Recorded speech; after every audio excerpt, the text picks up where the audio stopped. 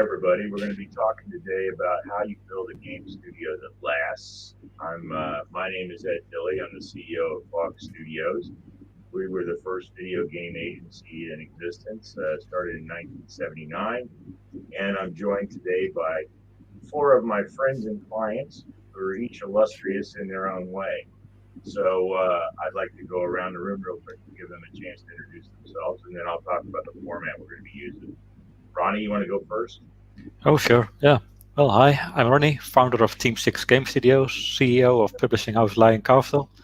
In the business now for, well, all of my life, for at least 25 years professional, and I released over 92 titles worldwide till date. Aaron? Hey, I'm Aaron Baker. I've started in the games industry in the early 90s, doing Super Nintendo games, and got hooked right out of college. I've been doing it ever since. I'm the founder and CEO of GameCloud Studios. For the last 11 years, I've built and shipped, a lot of games. Thank you. Okay, Jason. Jason Alejandre, Game Mechanic Studios. Been in business for about just about to hit the 12-year mark. Worked on a bunch of titles with other studios. And now yesterday we just released Wizards 1 of Epicosity on all consoles, and we've got some cool stuff coming up. Thank you. Jason, when did you get in the industry then? The first games I worked on was Genesis, Muhammad Ali Boxing, and Magic Johnson's for Super Nintendo. So when I was 15, I started making games a long time ago. So he's older than he looks, folks. Okay. Steve, please introduce yourself. Steve Faulkner. I'm the CEO of Infinity Plus 2. I think I started back in about 83. I made my first game, and didn't get a hit though till about 1989. We did the Warlord series, so a bit of a slow learner because it took me 6 years to get a good game. But been going since then. We did the Warlords games, about 12 spin-offs. We did Puzzle Quest in the 2000s, and after a brief little flirtation with getting merged with Electronic Arts, we kind of escaped out of that and formed Infinity Plus 2, which is where we're now working on a free-to-play game, Gems of War, coming on 6 years, going really great. Loving it. Super, thank you. So everybody, here's the format we're going to be following. The belief we have collectively is if you're going to build a successful game development company, founders, CEOs need to be proficient in either performing or managing each of the following topics. And we're going to go through them one by one, but we're going to talk about recruiting or retaining talent, setting and communicating a vision for the company and its products, raising capital via investment and or business development, resource management, planning, executing to the plan, leadership, problem solving, personnel issues, inspiring loyalty, customer service, both business to business and business to consumer, and brand reputation management. All of it's a factor in building a game studio with longevity. Now, we're going to try and use stories and real life experience wherever possible. So, Steve, on the first topic, recruiting and retaining talent, you had some insight there that you'd like to share.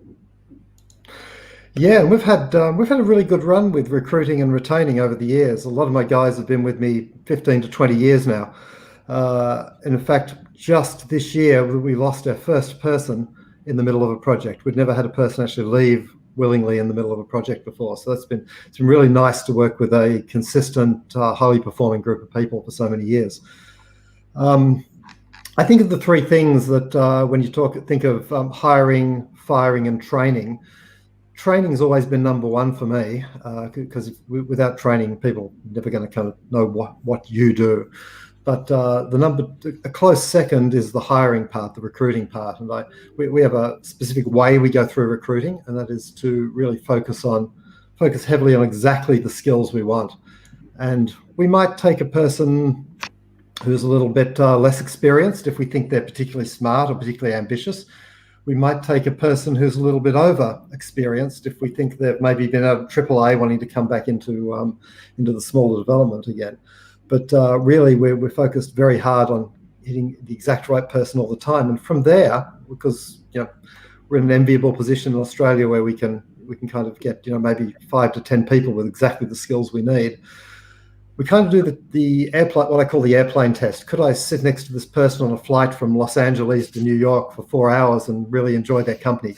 And if I think that's the case, then they're a good cultural fit for the studio. And that's kind of our hiring process in a nutshell. It's really simple, but it's proved to be really effective over the years. I like the airplane test. Any of you other gentlemen have any insight, positive or negative, on the whole recruiting and retaining process? I have a question for the group. Curious because I'm kind of wondering, like, in all your guys' experience, you said a lot of guys stick with your company. I'm curious, like, all of us have had a studio for a long time. Is that the same for everybody? Does everybody kind of have a low turnover rate? Do people stick with the studio? Because at least for my studio, what I've noticed is a lot of people stick, and I think that builds the backbone to a strong studio in general. So I'm just curious, is that the same for everybody? Yeah, well, I can fully agree. Actually, in my case, it's also the case. And Steve also outlined, it's all about if you also like these people, if they are a good fit for the company as a whole. They're not just co-workers, they are friends too. You all work together on this project. This project is made by the whole team, of course. So yeah, then people stick because they feel it's also their own friends, it's their project, they love what they do, everything is good. So when everything's good, why leave? Exactly. Well, gentlemen, I would say one thing is that leadership is a big part of that. We're going to talk a bit more about leadership further on, but you guys set the tone and culture of your companies, and the fact that you have low turnover is a result of that. So that's great. That's great. So in getting those people, and keeping them, you also have to be able to communicate the vision of the company and get people to. They're telling me my mic is low, so I'm going to ask this question, and I'll switch to a headset. Sorry to be the problem child. One of the things you have to do well is communicate the vision to the company and its products. So then that's both internally communicating it to your team and motivating them to move towards that, and also being able to communicate that vision externally and with business development and everything else. So, Ronnie, why don't you take a lead on that and tell us what you have to share? Okay, regarding setting and communicating a vision for the company and its product services, in my opinion, it's a combination of what you want with what you already have. I mean, a vision is not just a dream like many people think when they start a game company. It's a long-term plan, like that's what I think at least. For example, on what you already have, I know one of your games or mechanics really work, then you can build out your franchise, build on your success, and that's where you start to earn really good eventually, when you really found that something like that. And that's good because money that just keeps everything going. But most likely as a business owner, you always have this vision on where you want to go towards. So there's a big difference between have and want, and that's never actually where you are now, since you're always looking ahead as a business owner, trying to figure out where the market will lead to next. So what you have now, what you really want eventually, need to be in line with each other. And for the vision, if that's not in line with what you want and have, then you won't like your own success. I mean, you can have a big financial success, but you won't even like that game. And the dreams you will be working on will cost all of your money. But if those two are in lines, that's where I think true creativity unfolds. And then you will grow towards really big, cool things, and people will recognize that too. That's at least my take on vision. When people ask me what's your vision, people expect me to tell about my big dreams and all that kind of stuff, but that's not realistic. It's a combination. Okay, Jason, what are your thoughts on this topic? For me, vision is big. Like when people come to interview at our studio, I really try and lay down a vision of kind of how we set when we started the company. We really wanted to just work with people that had a smile, right? We wanted to be creative, reduce political kind of issues within the company, and one of the things I always say is, the game industry in general has this kind of stigma for negativity, like, you know what I mean? And what I kind of tell the team is, negative doesn't ever make the game better. When you do great work, it shows in the work. When you're happy doing the work, it shows in the work. So vision is a big part of our studio for sure, and I'm definitely a big part of instilling that in the team. Okay, Steve, I know you have some insights here as well. Yeah, I agree with Ronnie and Jason. There's a lot of communication involved with the people of, to communicate your idea initially, but then communicate in a two-way process so that they build the vision with you as well. So it's not just, I don't believe the vision that we've ever had has just purely come from me. I think it's in a lot of cases it's come from some of my core team members as well, and then the team is built on that. But one thing I've found, I'm curious if you guys have found this too, that during the whole COVID issue, I didn't realize how much time I spent just kind of walking around communicating with people all day, just looking over their shoulder. What are you working on? Hey, how's it going? That's looking really great. Wow, I love what you're doing with this particular thing. That's on brand, totally. That's really great. That's so much harder when we're all locked away in our home offices. I have trouble with that, and I spend maybe an hour or two a day just kind of trying to replicate that process now. But so much of the communication of the vision has become harder, and it just needs constant, eternal vigilance now, I guess. Yeah, I've found as well. I mean, that there's certain aspects of the working environment right now that are very positive. There's fewer distractions and people are more productive.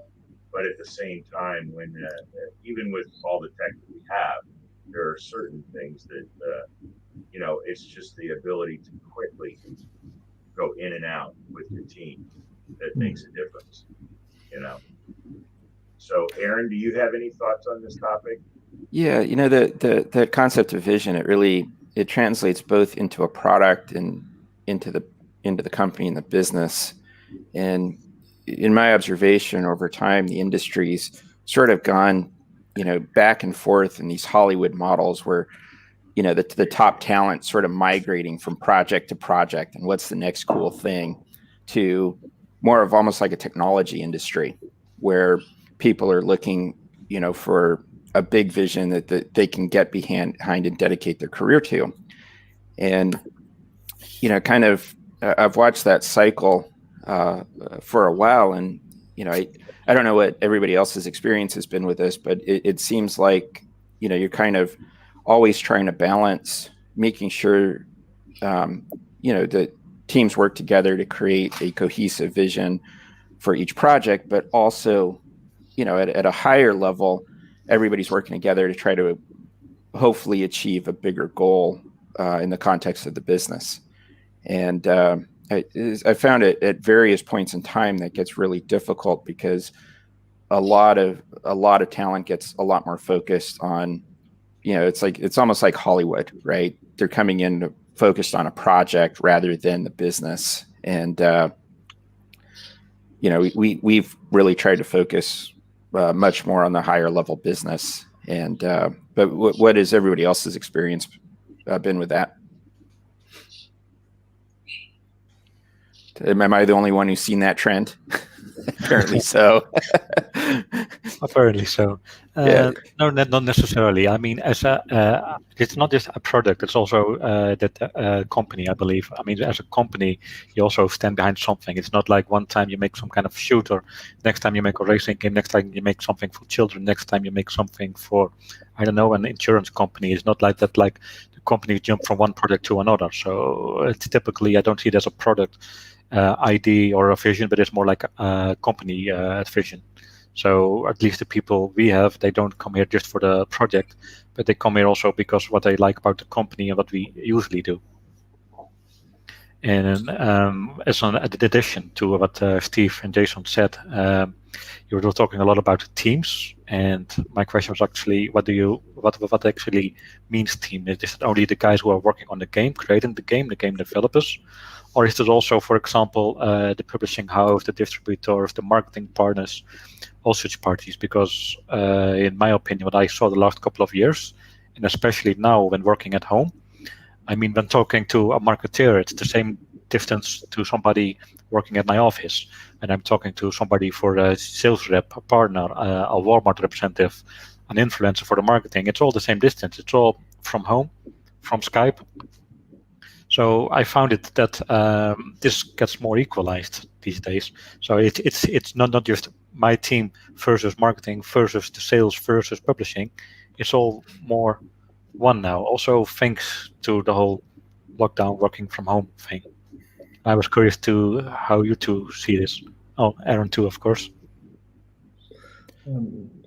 Yeah, I mean, we're working on a project at the moment where we're kind of actively working with some of the marketing guys and some of the community guys for when the project releases. And it's been, as you said, more equal, the communication, because, you know, I'm communicating with everybody in the same manner. And it works really well. I mean, it's more data is input into the brain, you know, as we're thinking of things, as we're building the vision for the game we're working on. And it's you've got the perspective of the marketers coming in, which is a very different perspective, and you've got that early, and you've got it.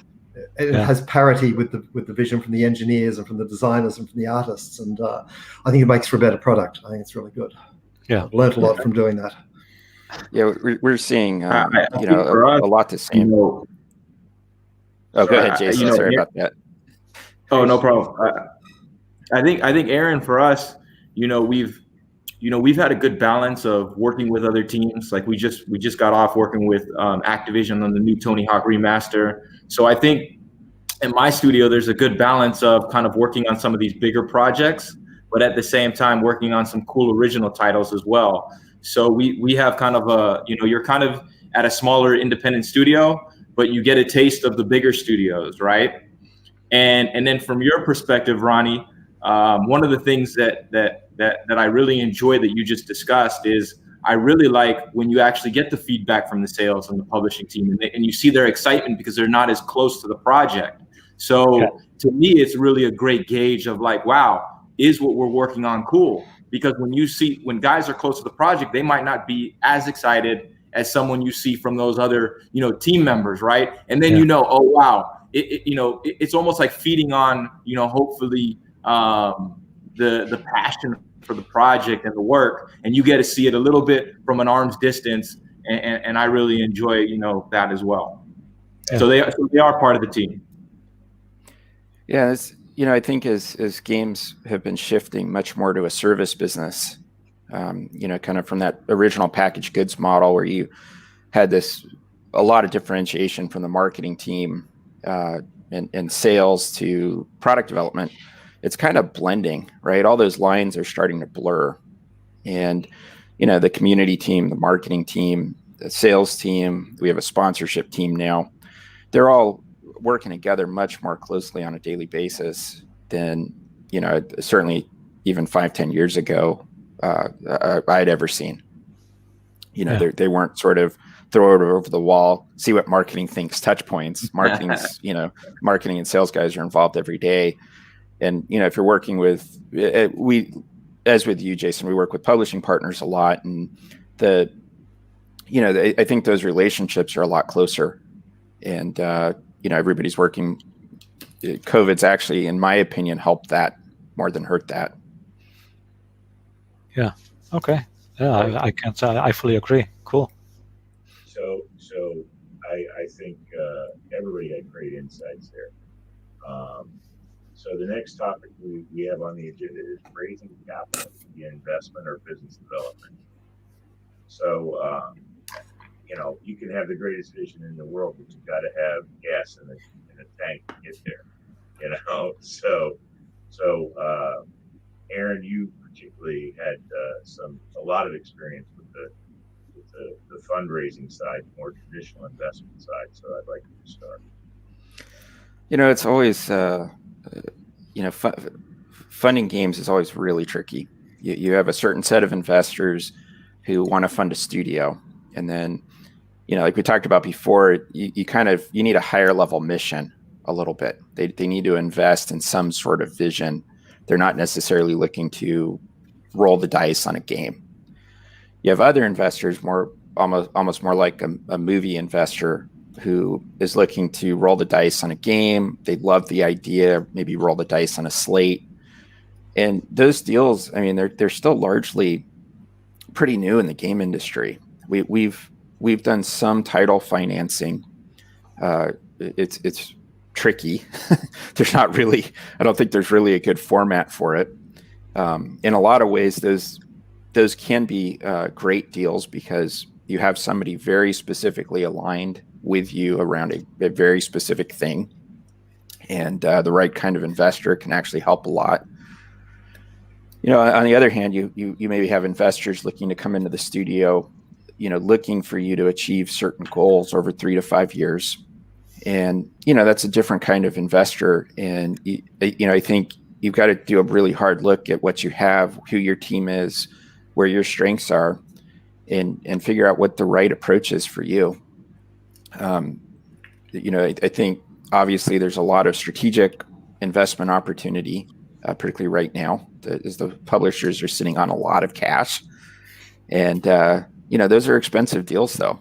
And we like to say, getting your $5 million to build out your dream game from big publisher X is a dream, but you're working for big publisher X.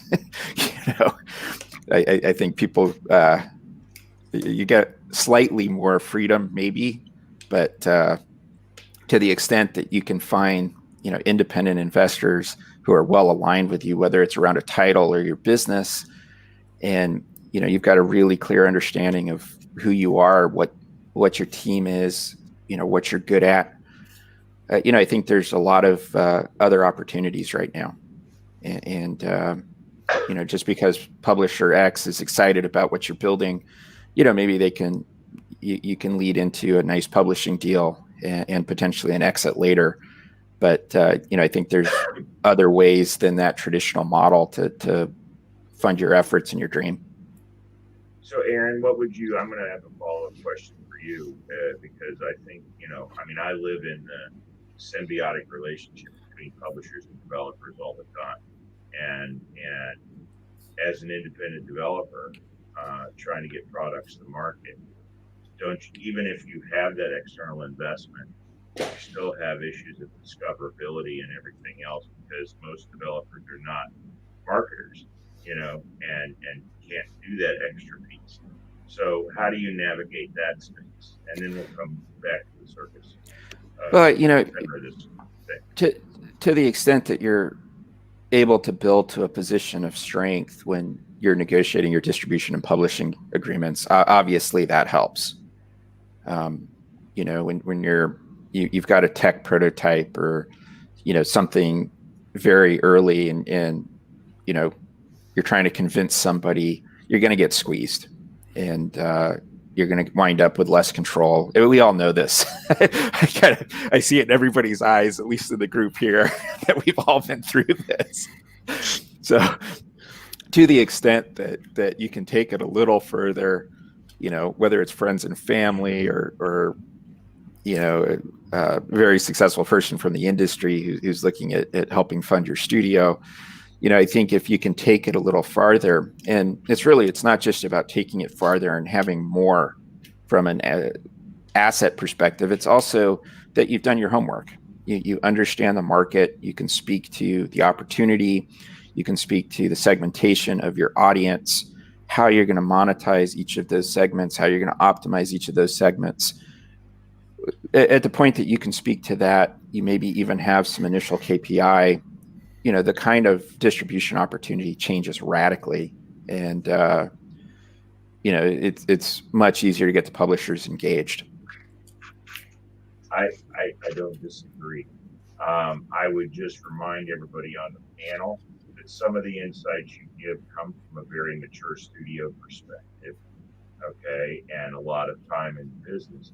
We want all of that. We also have to remember that our audience is at all different stages of development, and some things would be more difficult for them to execute than others. So, and when you're sharing your insight, you might also think about going back to when you were, 5 years in the business and how was it different then. So, Ronnie, you also wanted to speak a bit about fundraising and business development. Oh yeah. Hard to see where I shall start, but I mean, Aaron already gave a pretty good intro on how things will go, and eventually, after many, many years, decades, you know how it works, and then it gets easier. That's what I get from Aaron, more or less, altogether. Similar to Aaron, I've done business development for the game studio for almost 20 years. I've been screwed over countless times from publishers who want to try have me sign really bad agreements. I mean, every trick of the book. By now I know them all, I guess, to the more advanced players that just don't pay in the end anyways, and there's no way to sue them because they are based in some tax-free island with no further contact information. That goes for publishers, players big and small, even the really large one, the market leaders, very surprisingly. So just don't think they are established, they've got a big name, so they must be reliable. That's a big thinking mistake. But luckily there are also many good publishers out there, trustworthy, reliable publishers. And of course, also Ed Dille helped me a lot with that, because in the beginning, in my early years, I didn't know how to recognize a bad one from a good one. So all kudos go to Ed for that one. But I did that for over 20 years. So I tried to find funding for all my games. And after those 20 years, I tried investors. And we founded this publishing house, independent of the game studio I founded earlier. And we funded all our new projects through investors. And all I can say about that, there is really no easy way to fund the project of your dreams. Whatever you take from a publishing deal or takeover or investor, it's always difficult, very difficult. It's a lot of hard work. It's never easy. So there's no shortcut, nothing at all. And I don't want to demotivate all of you, but just make sure that there is not something like an easy way, in my experience at least. And I know that because many people think from, oh, you've got Team 6 for 20 years going, you've got Lion Castle, all these titles, and he must have gotten it easy, or he's got investors now, so everything's done, and he's living the easy life. I'm not. I'm still putting in 80 hours a week because I like it, I love it. The team also just loves it. That's where I do it for. And if it earns a lot of money by accident or just because you know what you're doing, that's all fine, but it starts with the passion for the game. And if you think the game development is an easy way to get a lot of more money for these games, and if you read those press articles like big title gets, I don't know, 60 million for development, that's not going to happen easy or fast. Yeah. Steve, Jason, anything you guys would either one like to share on this topic? One thing I can say for perhaps people newer to development, I come from an engineering and design background, so I think of myself primarily as a designer, and designers make the worst business negotiators. Our job is to make people happy, and you can't go into a business negotiation with the objective to make the other person very, very happy. It doesn't work. So Ed is my agent for a very, very good reason, because I'm just the worst negotiator. The advice basically, get yourself a good agent if you're new to it. It can really help. Yeah, to completely 100% agree with that, Steve. I'm an engineer by training, and I'm always trying to solve the problem, and not just make somebody happy. And regardless, having that third person there who can represent you and say how wonderful you are without you having to say it yourself, with the sort of credibility that comes from being Ed, it just makes a world of difference, both for the negotiation and how you can be perceived in the market. There's a question that came in here on how do you find the different types of investors? Which since we started talking about that, is that something we should address now or come back to in the Q&A? Go ahead. So really the answer to finding the investors is you have to talk to a lot of people. Finding investment is, it's kissing a million frogs to find the one, that turns into a prince. So there's often local angel groups. Really highly recommend get connected to your local angel groups. Now, a lot of those won't be specific to gaming, but it's sometimes actually a little bit easier to find somebody outside of gaming who's interested in the space. We're in the middle of COVID. There's plenty of investors with cash to put into interesting initiatives. They're going to be less aggressive on, the kinds of KPI expectations and deliverable expectations. And, so I would look at those channels, try to connect on LinkedIn. So always remember that the investor is looking for opportunities, right? They're trying to find you just as much as you're trying to find them. It's really hard to get that through your head when you're, trying to dig up, $500,000 to build your dream game or whatever. But they're trying to find you too. And I think between the local angel groups and LinkedIn, those are two very good tools to start. And you just need to talk to them and find out what they're interested in. When we're raising money for an initiative, it's not uncommon that we'll actually, provide different opportunities where there might be equity investment opportunity, a title financing opportunity, and incentivized loan opportunity. And it gives a lot of flexibility depending on who you're talking to. You can take them down, the path that works best for them. You're trying to put their money to work for them in the way that is best and most comfortable for them. And having a little bit of flexibility around that helps a lot. Okay. Great. I'm going to respond to one other quick question on the comment as well before we go. It says, what do you think is the best approach for finding that agent or biz dev person? I can tell you guys, that's from Dina. Thank you for the question, Dina. There really isn't a lot of us out there. Okay, so it's pretty easy for anybody who's seriously looking for representation to interview each of the people that they can potentially work with, because so much of it is chemistry. I've worked with these guys for decades in some cases, and it's basically about how you connect with them, because you're going to be doing a lot of things together. So there's my agency Fog, there's ISM, there's DDM, okay, there's Flashman, there's RCP, and beyond that, I would say you're basically talking about sales reps, which are different than agents. And if I missed anybody, you guys can come at me later, but I think that's pretty much the groups you have to look at. There used to be Marjack, which was Jackie Lyons and stuff, but I think she's retired now.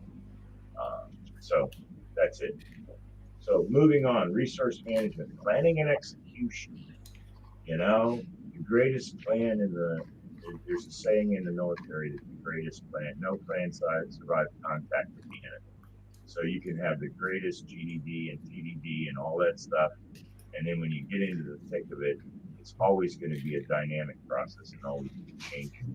And managing that change and still getting to an endpoint that everybody wants on time and on budget is a challenge that everybody on this phone call has met many times. So, Jason, you in particular wanted to share some stories here and some thoughts.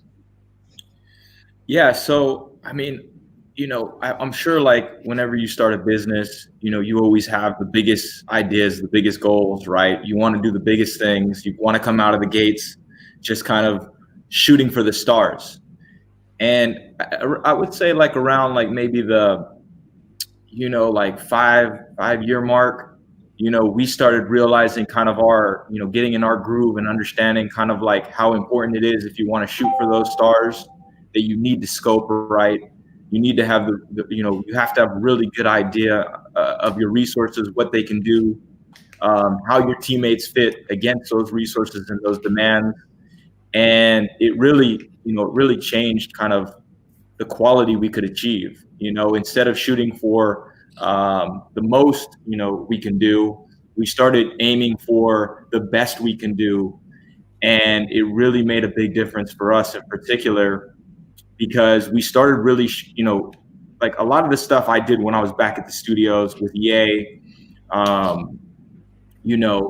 my strategy was always build more, because, if you think about any of the other entertainment industries, and this is what was funny. We would be at EA and we would say, there's 8 levels in this game. All of them have to be perfect. They all have to be kind of hits, each team that's responsible for it, and then what you realize is, who does that? When you make a film, you have at least 45 minutes, an hour of footage maybe left over. When you're making an album as an artist, you have at least 10 tracks that don't get on the album.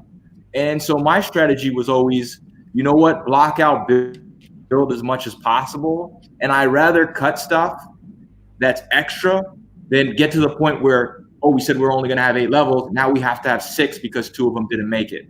So scope has been a big thing for us. And now scope, you can match the quality you want to achieve. So that's been a huge thing for us. And it's let us get to the expectations we set out for the stuff we work on. Cool. Steve?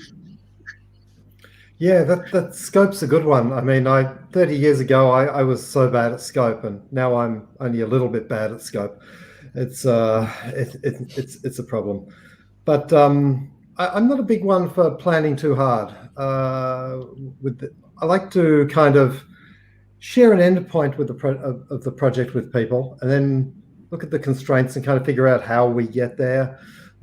Be very, very agile as we go through that. I always loved the producer we had come in once who looked at their processes and said, wow, you need more agile, you need more scrum, you got to be agile here, you got to be agile there. And about halfway through the project, we pivoted on something and just changed direction. And they were like, well, you can't change direction. No. Agile's kind of, to me, is a mindset rather than a set of rules that must be abided by.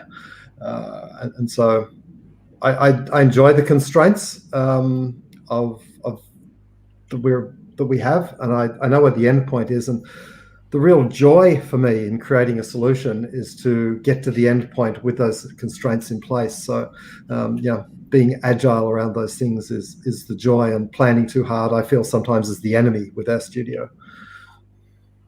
I think, Steve, kind of expanding on that, I think one of the, the kind of the special powers of small studios is the ability to move quick and, and not move like a Titanic ship, right? Those big studios, you want to move, oh my God, it's going to take some time. But in a smaller studio, it's quick, and you get, something done at light speed compared to those bigger studios. So I think you kind of bring up a special power that the smaller studios have. The other thing is I think in general,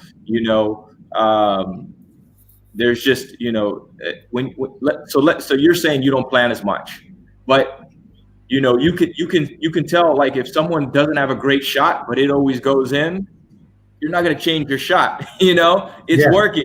So it works for you. Right. So that's one thing that I think is an important point, is I think there isn't any magic process that works for each game. Honestly, each game tells you what it needs as you're working on it. And the development has to change, just like sometimes the creative has to.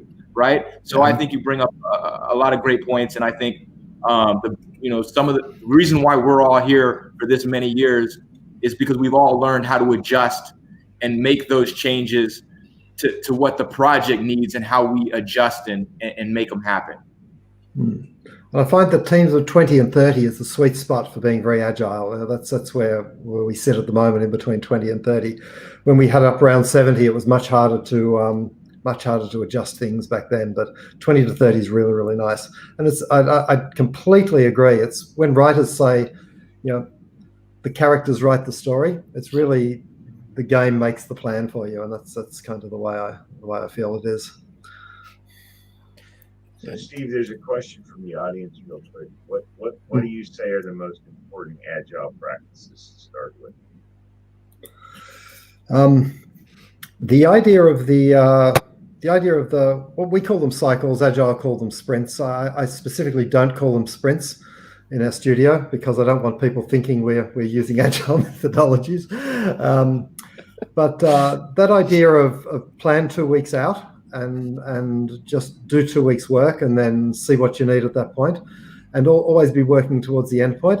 But I think the real trick that I like there is there's some stage you got to ship the game. And I always feel when you're using a real Agile methodology, you never ship. It's always kind of half finished. And at some stage, towards the end, we switched to a waterfall, and we just waterfall it through in the last 4 or 5 months or so. So it's but that cycle period and just doing that, iterating on those cycles is the best thing about Agile. Okay. So now we got about 10 minutes left. We got 3 topics to cover. Leadership, solving personnel issues, inspiring loyalty. Ronnie? Well, if you have only 3 items just left, I think we already touched this topic, actually, solving personal issues, inspiring loyalty, because everybody of the team here already said we can all agree on a game's success is fully depending on the people who create it. And regardless if it's a 10K project or a $15 million project, it's all about the passion, the creativity, the focus of the game. It's all about the people. So I think everybody already explained that this is the whole thing about loyalty and vision. So if you've got 2 other subjects in 9 minutes, go ahead. Before now that I have a new moderator, you other guys like to say anything before I move on? Yeah, I think a quick one from me, actually. I was just reading the book, a book by Bob Iger, who was CEO of Disney. He just reading his biography recently, and he said very important thing for him in his career, right the way through his career, before his time at Disney through ABC, was that he always wanted to be the first person in the morning. And that was his thing, and he thought that would help him lead from the front, be the first person there. And I'm not a morning person, so I can't do that. But I always like to be the person there at the end of the day, turning the lights out, leading from the front or leading from the rear in that way, I guess. But it's setting the standards that you want the people to follow. Yeah.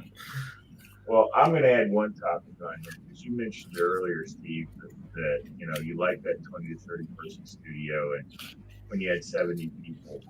It wasn't as easy to do what you do and do it well. I will just add that, I remember that you said to me specifically during that period, I'm spending more time dealing with personnel issues than I am working on designing the game. Yeah. And I don't like that, and so that's something to keep in mind. Again, it's at the beginning of this conversation, we said it's about either having these skills or managing these skills. Maybe you're not the person as a CEO that has the best capability of dealing with personnel issues, but you need someone on your team, a COO or whoever, that can fulfill that function and deal with those kinds of things. So customer service. Both business to business and business to consumer. I will say, just to lead this off real quick, that the number one thing that you need to do, and these last 2 topics are related, brand management, reputation management as well. Your reputation follows you everywhere. And one of the key things about why people want to work with studios more than once is the level of customer service they get from that studio. Okay, it's how they feel about the working relationship, and so that's where we're going to focus now. So, Aaron, I know that you had thoughts on both of these last 2 topics, and we're just going to intermingle. Yeah, I'm gonna focus on the B2B part of it. We do lots of partnerships, whether it's co-development or development services, whatever it is, and putting the effort in. and I try to act as much as possible in an account manager role as much as anything else, and really making sure we understand expectations from the partner. Finding little ways along the way to exceed those expectations. So, sending some guys up to GDC to help man a booth or whatever it is you need to do along the way to just kind of go that extra step, build that trust and relationship. That will pay off more than anything. Besides building the trust and relationship, the final execution is going to be so much better aligned with their expectation. It makes a huge difference. And, particularly for, the CEO, whoever's running the studio, to really put the time in with the customers like that. I don't think that could be stressed enough. Okay. So how has your reputation followed you, Steve? I think we've had a very good reputation for shipping games to make money and delivering them late to the publishers. And,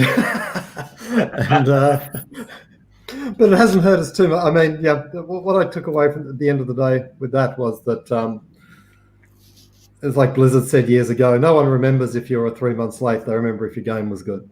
Well, isn't that why you came up with the name of your second company, Infinity Plus 2? It means you're going to do the game and you need 2 extra months. Yeah, that was exactly right. So, Jason, how about reputation management and customer service and stuff from your perspective? I think this is big because you want to try and choose partners you want to continue to work with. It's one of the first things, we kind of kick everything off with. The better repertoire you have and the longer you work with people, the better you get, right? Championships aren't built overnight. So, being able to continue, you in my opinion, if the relationship is good, you only get better, over time, and you can do bigger things. So with us, we try and continue to work with the same people, and I think that's been a big, and that says a lot about the people we work with and our reputation as well, because it's kind of a two-way street. It's like a marriage, you know what I mean? One person doesn't hold the entire key to the city. And one thing Ronnie said and Steve said, and I think Aaron mentioned it at a certain point here, is you can see that all of us have been in this for a very long time, and you can still hear the hours we're putting in. And because of that, this lends itself to the leadership. We all love it. We wouldn't be here if that wasn't the case. And when you love something, obviously, you haven't really worked a day in your life. So I'm sure the same goes for Ed. He's, you heard it right from the start. He's one of the first in this game. So I got to say that's impressive, and congrats to everybody, involved on this particular talk. Ronnie, any parting shots from you? Oh, yeah. I think it all comes down to communication, actually, just like everything else. Lately we're doing it fairly well, finally, after so many years, because now from the beginning on, everybody is involved from the RFP to the design to first prototype to release and post-release. And with everybody, also marketing, sales, investors, everybody's involved in every stage, and that goes very well. If the communication goes well, of course, communicating with all those different kind of people, to say it politely, that's also something you will need to learn. But if that goes really well, then it is well.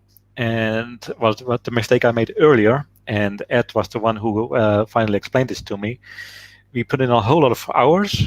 We did a whole lot. We just went the extra mile with everything. We did a whole lot of extra work for free. We did a whole new menu for free, extra levels for free, extra features for free. And we thought, well, the client will see all that extra work we put in. That's what I always expected. They will see the work we did. Or the people at the company, they will see that I'm the first to arrive and that I'm always last to leave the office. They will see it. But people won't see it. You actually have to say it to them. You have to tell them, like, hey, I did the extra work.